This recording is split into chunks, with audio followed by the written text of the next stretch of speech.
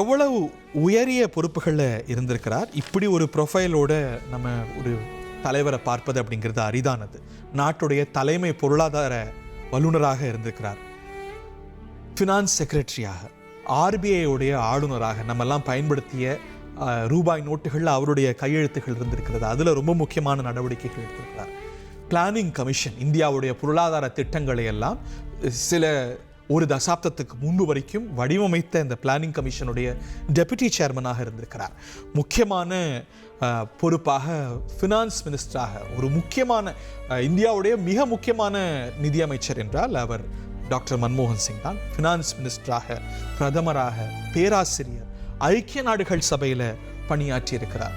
இப்படி ஒரு முழுமையான பெருவாழ்வு வாழ்ந்த ஒரு மா மேதை.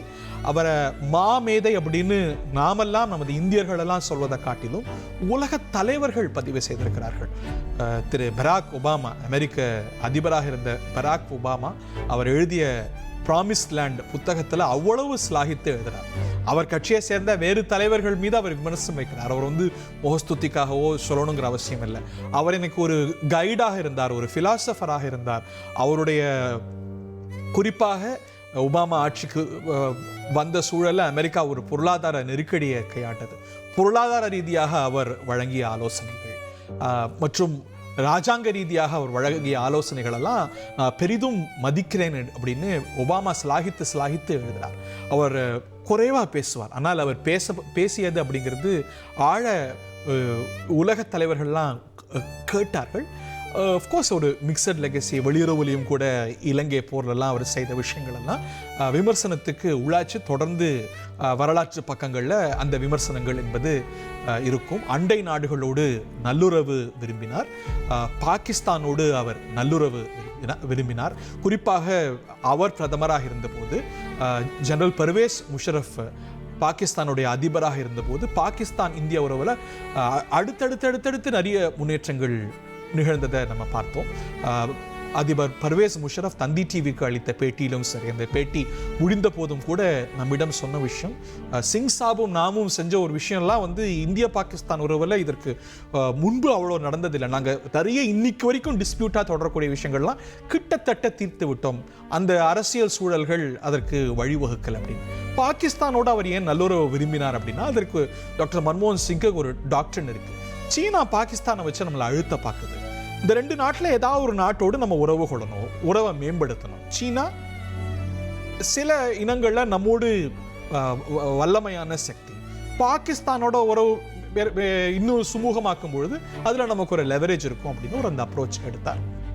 அதில் விமர்சனங்கள் இருக்கவே செய்தது. எந்த ஒரு வெளியுறவு கொள்கைக்கோ பொருளாதார கொள்கைக்கோ இருவேறு பார்வைகள் இருக்கும் அப்படிங்கிறதுல மாறுபட்ட கருத்தில் ஒரு ஸ்டேட்ஸ்மன் என்று சொல்லிட முடியும். ஸ்டேட்ஸ்மன் என்றால் ஒரு அரசியல் தலைவர் என்பதை தாண்டிய ஒரு ஆளுமை. அவரது தாக்கம் பல இனங்களில் இருந்திருக்கு அப்படிங்கிறத நம்ம பார்க்க முடியும்.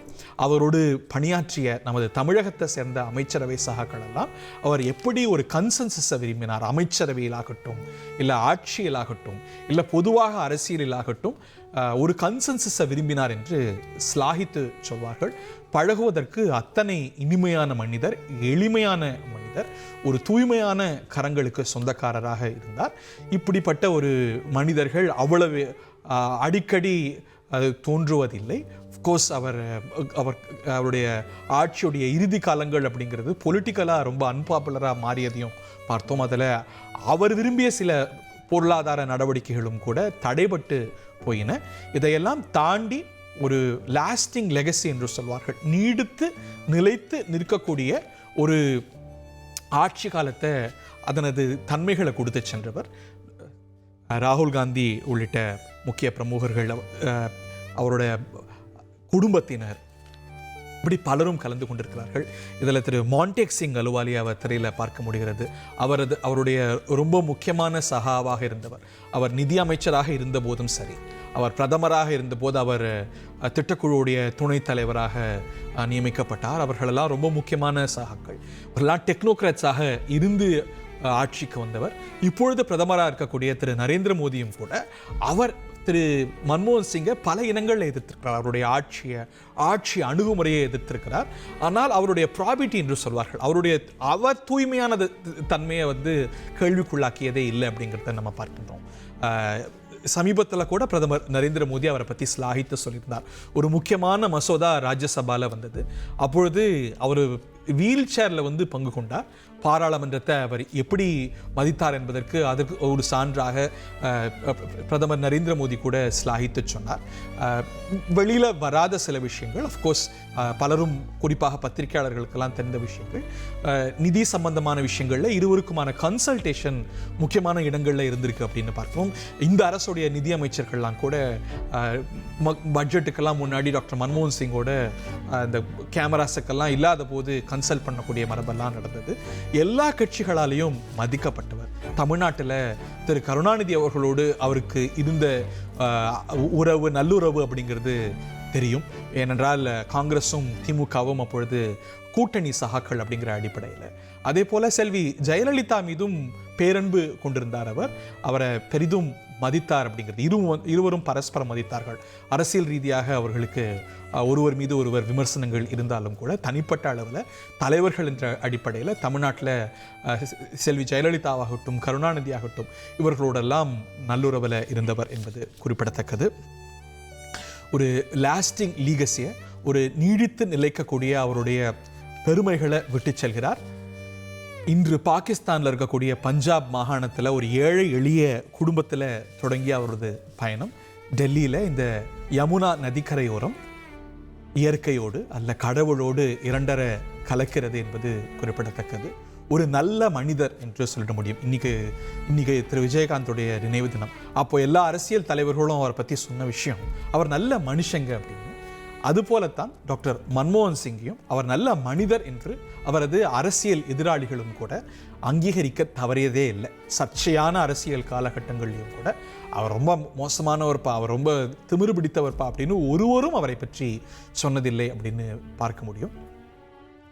ஒரு எளிமையான வாழ்க்கையை வாழ்ந்தவர். பிரதமராக இருந்த போதும் கூட அவருடைய டிரைவிங் லைசன்ஸ் ஒரு முறை எக்ஸ்பயர் ஆன போது எப்படி ஆர்டிஓ அலுவலகத்துக்கு சென்று ஒரு சாதாரணமாக போய் அதை ரெனியூ பண்ணார் அப்படிங்கிறத டெல்லியில் ஸ்லாய்த்து சொல்லுவாங்க. பெரிய சொத்து பத்தெல்லாம் சேர்க்கல. ஒரு செல்ஃப் மேட் மேன். அவருக்கு ஒரு காட்ஃபாதர் என்று அவரை உருவாக்கிடலை, தானாக செதுக்கி கொண்டார் தன்னை. அவருடைய கல்வி அவரை செதுக்கியது. பல சர்வதேச பல்கலைக்கழகங்களில் அவர் செய்த ஆய்வுகள், அதனது அறிக்கைகள் இன்னிக்கும் கூட இன்றைய பொருளாதார சூழல்களுக்கும் கூட சால பொருத்தமாக இருக்கின்றன அப்படிங்கிறது குறிப்பிடத்தக்கது. இன்னும் அவர் தொடக்கிய அந்த பொருளாதார பாதையில் தான், 90களில் தொடக்கிய பொருளாதார பாதையில் தான் நாடு பயணிக்கிறதே என்பதே அவருடைய பொருளாதார கொள்கைக்கு கிடைத்திருக்கக்கூடிய வெற்றி. அஃப்கோர்ஸ் அதில் பொருளாதார ஏற்றத்தாழ்வுகளுக்கும் அது வித்திட்டது என்பதில் அந்த ஆழமான பார்வைகளும் இருக்கிறத நம்ம பார்க்கின்றோம். எப்படி பார்த்தாலும் வரலாறு அவரை இன்னும் பெருமையாகத்தான், அவருடைய நிகழ்காலத்தில் அவர் வாழ்ந்த காலத்தில் பதிவு செய்ததை விட இன்னும் பெருமையாகத்தான் பதிவு செய்யும் அப்படிங்கிறதுல மாற்றுக்கருத்து இல்லை. பொதுவாகவே ஒரு மனிதர் இறந்தால் நம்ம குறைகள் எல்லாம் விமர்சிக்காமல் நிறைகளை மட்டும்தான் பார்க்கறது நமது கலாச்சாரத்தில் இருக்கக்கூடிய மரபு.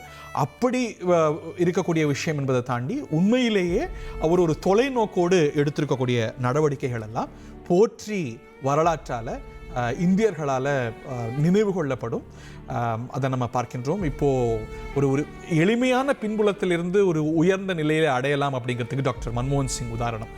அடுத்தடுத்த பிரதமர்கள் எடுத்துப்போமே, திரு மன்மோகன் சிங்குடைய குடும்பம் என்னுடைய நினைவு சரியாக இருந்தால் பழ வியாபாரிகள். அவருக்கு அடுத்த பிரதமராக வந்த திரு நரேந்திர மோடியோடைய குடும்பம் டீ விற்றவர்கள்.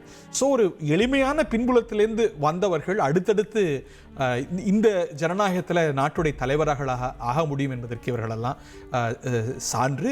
ஜனநாயக மரபுகளை பெரிதும் நேசித்தவர், அதை பாதுகாத்தவர் அப்படிங்கிறது குறிப்பிடத்தக்கது. அவர் பிரதமராக இருந்த போதும் கூட ஏதோ ஒரு பல்கலைக்கழகத்துக்கு உரையாற்ற செல்லும்பொழுது அங்கே பெரும் போராட்டம். அந்த போராட்டத்தில் பங்கு கொண்டவர்கள் எல்லாம் அவருக்கு எதிராக போராட அவர்கள் மீது நடவடிக்கை எடுக்கப்பட்டது. அந்த நடவடிக்கை வேண்டாம், அது அவர் போராடுவது அவருடைய கருத்துரிமை அப்படின்னு அதை பேணி காத்தவர் அவர்.